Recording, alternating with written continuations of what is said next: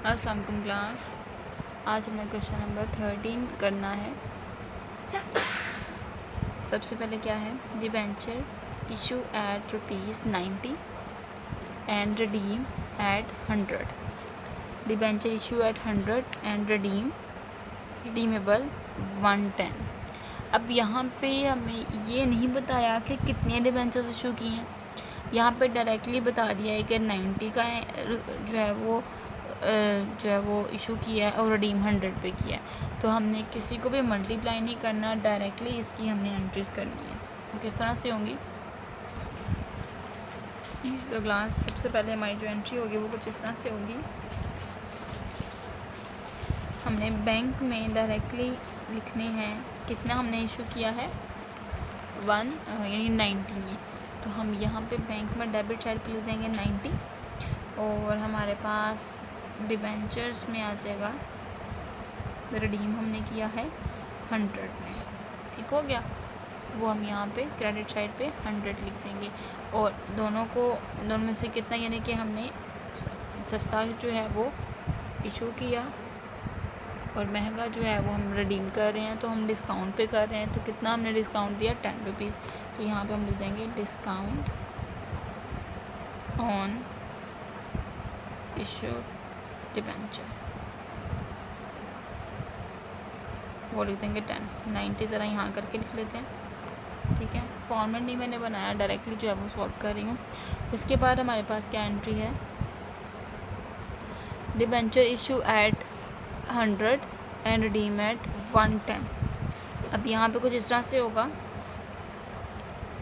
Bank में आ जाएगी हमारे पास 100। ठीक हो गया, और जो डिबेंचर्स हम रिडीम कर रहे हैं वो हम कर रहे हैं कितने पे 110 पे। तो डिबेंचर पहले हम करते हैं एंटर, वो भी 100 पे हो गया। अब यहाँ पे पता है आपको कि प्रीमियम हमने 10 रुपीज़ का दिया।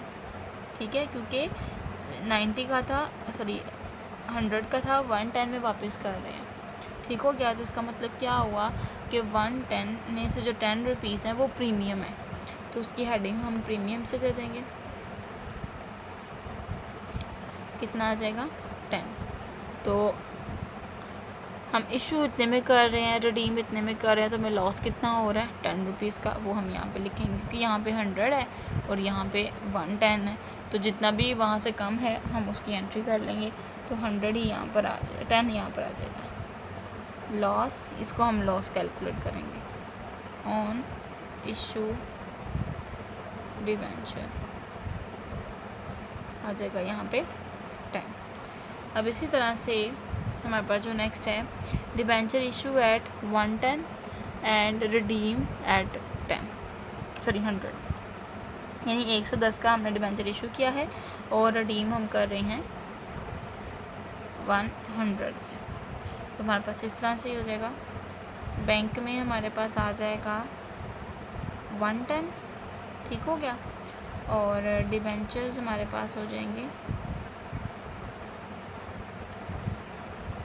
100 और प्रीमियम ऑन इशू डिबेंचर हो जाएगा हमारे पास 10। यानी जितने का हमें प्रॉफिट हुआ उसके हिसाब से हम पहले जो है वो एंट्री कर लेंगे कि बैंक में इतना आया, डिबेंचर हमारे पास में पार वैल्यू से ही होता है, उसको 100 से ही कर लिया और 10 रुपीज़ हमारे पास आ गया प्रीमियम। नेक्स्ट है debenture issued at 90 and redeemable eight 110, यानी 90 में डिबेंचर इशू कर रहे हैं और 110 में हम रिडीम कर रहे हैं। तो इसकी कुछ इस तरह से एंट्री करेंगे कि सबसे पहले हमारे पास ये सेकंड, ये थर्ड और ये हमारे पास फोर्थ। अब बैंक में आ जाएगा हमारे पास 90, क्योंकि हम 90 में जो है वो कर रहे हैं इशू। ठीक हो गया, और डिबेंचर हम पहले करते हैं, इसको पार वैल्यू से ही करना है, वो हमने यहाँ पे लिख लिया, वो हमने किया है 110 से। इसका मतलब हमें कितना प्रीमियम हो रहा है रिडम्पशन के ऊपर, 10 रुपीज़ होना 100 का था, लेकिन हम 10 रुपीज़ जो है वो इस पर प्रीमियम है। Premium redemption 10। अब यहाँ देखें, इधर हमारे पास बन रहा है 110 और प्लस 10 120, ठीक हो गया। इधर हमारे पास बन रहा है 90, ठीक हो गया। तो सॉरी, इधर 100 आना था क्योंकि ये पार वैल्यू से ही होता है। यहाँ पे हमारे पास 100 प्लस 10 यानी 110 यहाँ पर है, और 90 जो है वो बैंक में आ रहा है, ठीक है। ये अब नज़र आएगा आपको। इन दोनों को जमा किया तो हमारे पास आ गया 110, और यहाँ 90 है, यानी डेबिट और क्रेडिट साइड हमारी इक्वल नहीं है। तो ये कितने से इक्वल नहीं है, 90 माइनस करते 20 से इक्वल नहीं है। इसका मतलब हमें जो लॉस हुआ है वो 20 का हुआ है, लॉस ऑन इशू डिबेंचर, ठीक है, वो हमने लिख लिया 20। उसके बाद लास्ट जो हमारी एंट्री है उसको देखते हैं, debenture issue at 100 and redeem at 100, यानी हमने डिबेंचर इशू भी 100 पे किए हैं और रिडीम भी 100 पे ही किए हैं। तो उसकी एंट्री कुछ इस तरह से कर लेंगे,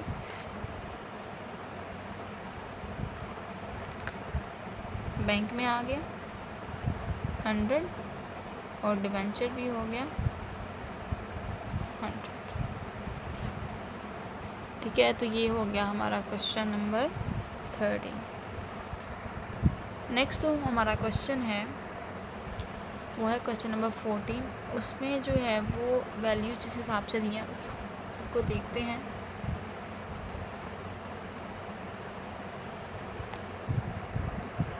इसमें क्या कहा गया है, Haider limited acquire the assets and liabilities of Mr. Rashid valued at the 5 lakh and rupees 40,000 respectively। अब यहाँ पे बात क्या हो रही है कि हैदर लिमिटेड कंपनी है जो एक्वायर कर रही है एसेट्स और लाइबिलिटीज़ ऑफ मिस्टर राशिद।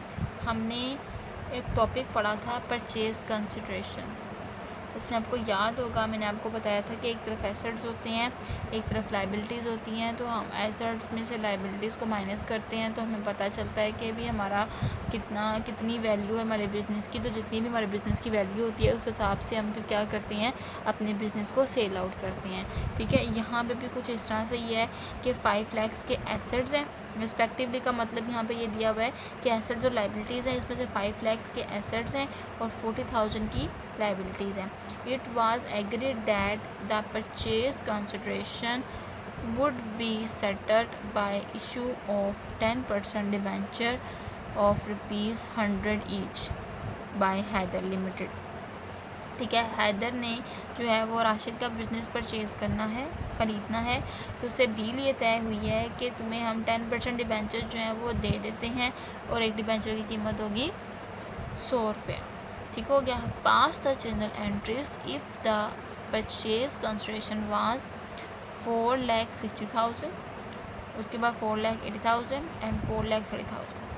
अब सबसे पहले अगर देखा जाए तो 50,000 के हमारे 5 लाख के हमारे पास जो एसेट्स हैं उसमें से हम लाइबिलिटीज़ को माइनस करते हैं तो हमारे पास परचेज कंसिडरेशन बनती है 4,60,000, ठीक है। तो इसका मतलब ये हुआ कि हमने सबसे पहले बिज़नेस जितने का बन रहा है उतने में ही बेचना है। अब दूसरा 80,000 ऊपर यानी कि 20,000 ऊपर आ गया है, इसका मतलब क्या हुआ कि जो एक्स्ट्रा अमाउंट है और यहाँ पे जो कम अमाउंट है यहाँ यानी कि 4,60,000 यहाँ बन रहा है, 80,000 यहाँ पे हो रहा है, यानी कि 20,000 यहाँ पे उन्होंने कहा अगर हम 20,000 ऐड करते हैं तो एंट्री क्या होगी, अगर 20,000 हम 30,000 अगर हम कम करते हैं तो हमारे पास एंट्रीज क्या होंगी। तो हम सबसे पहले शुरू करते हैं इसकी एंट्री में ये देखने के लिए कि हमारी परचेज कंसिडरेशन कितनी है।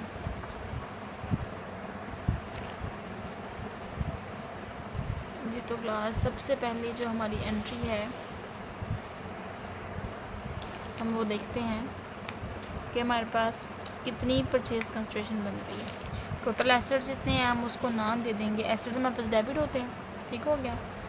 हम ए वाला पोर्शन जो सबसे पहले ये वाला इसको सॉल्व कर रहे हैं, ठीक हो गया। तो वो किस तरह से होगा, सन्ड्री एसेट्स कितने थे हमारे 5 लाख, वो हमने लिखे डेबिट साइड।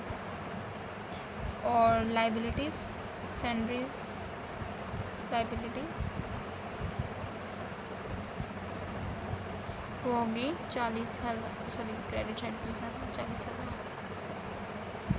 ठीक है। अब इसमें से हम इसको माइनस करते हैं तो हमारे पास 4,60,000 आते थे। यानी कि जो राशिद है उसका जो बिज़नेस है, राशिद परचेज कंसिडरेशन, ठीक है, वो कितना बना 4,40,000। हम यहाँ पे राशिद परचेज कंसिडरेशन अकाउंट भी लिख सकते हैं और ये भी लिख सकते हैं, ये आपकी मर्ज़ी है। अच्छा अब यहाँ पे लिखेंगे डिटेल में being the assets and liabilities taken over, ठीक हो गया।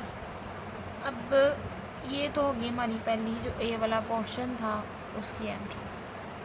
सेकंड में यानी कि इसकी, यानी कि पहले हमने इसको चीज़ को वाज़ा किया, अब हम इसको सेकेंडली वाज़ा करते हैं कि सबसे पहले जितना भी उसने डिबेंचर की अमाउंट बताई थी उसने क्या कहा था कि हम 10% डिबेंचर जो है वो इशू करते हैं और एक डिबेंचर की कीमत होगी 100 रुपये। यानी कि अगर ये वैल्यू बन रही है तो इसको अगर डिवाइड करते हैं 4,60,000 डिवाइड बाई 100, तो इसका मतलब 4600 डिबेंचर्स इशू करने पड़ेंगे और एक की कीमत हमारे पास होगी 1000 रुपया, तो ही हमारे पास जो है वो 4,60,000 की वैल्यू बनेगी, ठीक हो गया। तो हम यहाँ पे क्या करेंगे, राशिद यहाँ पे जिसको डेबिट किया है, क्रेडिट किया है, इसको डेबिट कर देंगे, ठीक हो गया। राशिद अकाउंट हो गया क्रेडिट और हमारे पास 10% डिबेंचर्स होंगे डेबिट।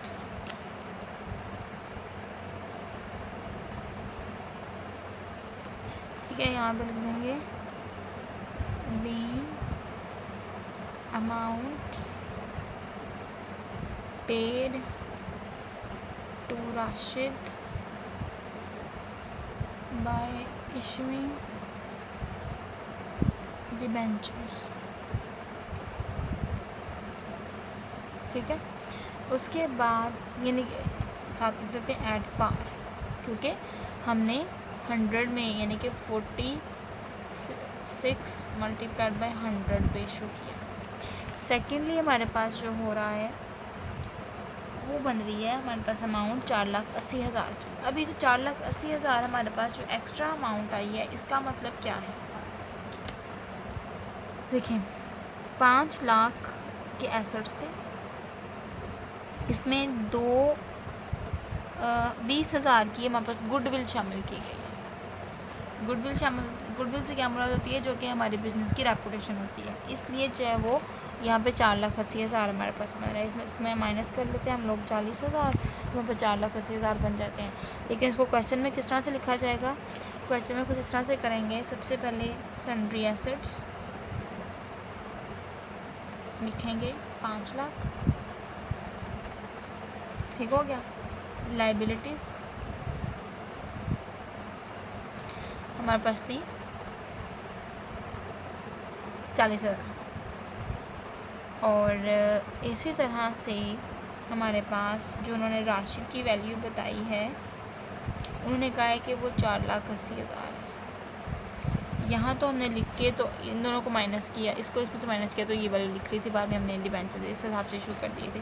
लेकिन अब हमने इधर 5 लाख लिखा, इधर 40,000 लिखा और जो वैल्यू उन्होंने बताई है वो यहाँ पे लिखी। अब हम इसको कैलकुलेट कर लेते हैं, पहले इन दोनों को जमा कर लेते हैं, इसमें से माइनस कर लेंगे, जो एक्स्ट्रा अमाउंट होगी वो हमारे पास क्या कहलाएगी, वो हमारे पास कहलाएगी गुडविल। गुडविल से मुराद होता है कि हमारे बिज़नेस की जो अच्छी रेपुटेशन है वो गुडविल है, वो कितनी दी है उन्होंने 20,000, वो यहाँ पे हम लिख लेंगे।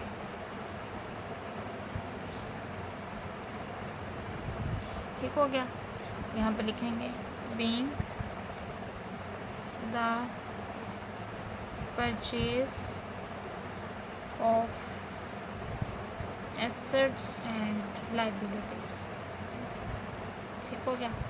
अब हमने इस यहाँ पे जो है वो डिबेंचर इशू किए हैं किस हिसाब से कि हमारे पास 48,100,000 जो है वो वैल्यू बन रही थी, इसको डिवाइड कर देते हैं 100 पे, तो 48 जो है वो डिबेंचर इनको इस हिसाब से इशू होंगे। तो यहाँ पे राशिद अकाउंट क्रेडिट है, तो राशिद को कर देंगे डेबिट 4,80,000 से, और डिबेंचर्स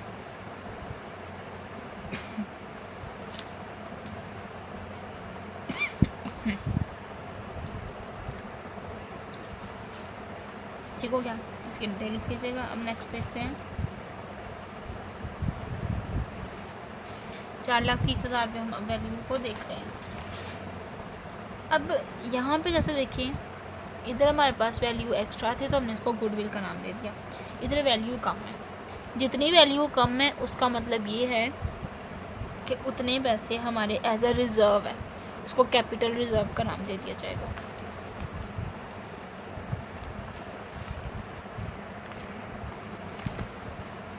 सबसे पहले आ जाएगा एसेट्स, सन्ड्री एसेट्स या एसेट्स, और लाइबिलिटी।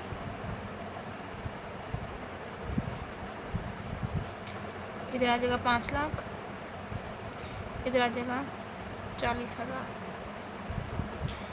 और राशिद की इन्होंने वैल्यू जितनी बताई है वो 4,30,000 यहाँ लिख लेते हैं।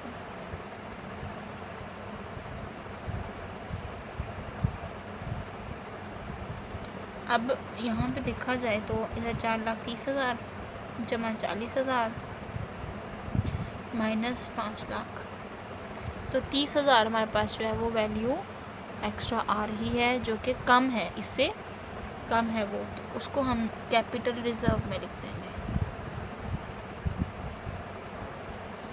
ठीक है, वो आ जाएगा 30,000 यहाँ पे। ठीक है, और इसको लिखा जाएगा बीइंग परचेज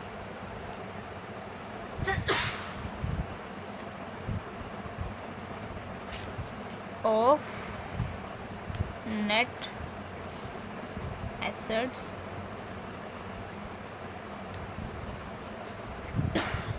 $4,60,000 लिखना तो हमने 4,60,000 पे ही है, लेकिन वो अब एट द कैपिटल रिजर्व हो गई थी, वो 4,30,000 पे इशू होंगे। तो इस हिसाब से हमारे पास जो डिबेंचर है वो भी इतने में ही इशू होगा। क्या लिखेंगे हम, सॉरी राशिद टू डिबेंचर्स।